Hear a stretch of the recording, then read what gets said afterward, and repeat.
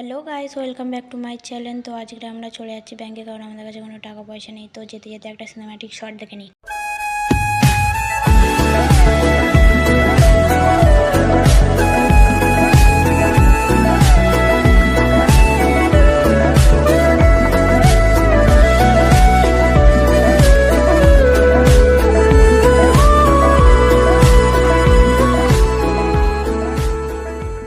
তো ফাইনালি আমরা চলে এসেছি। তা আমরা শুনছি যে এখানে সার্ভার নেই। তো কি আর করবো, তা তোমরা একটা সিনেম্যাটিক শট আবার দেখতে থাকো। তোমার নামের রোদ্দুরে আমি ডুবেছি সমুদ্রে, জানি না যাব কদ্দুরে এখনো।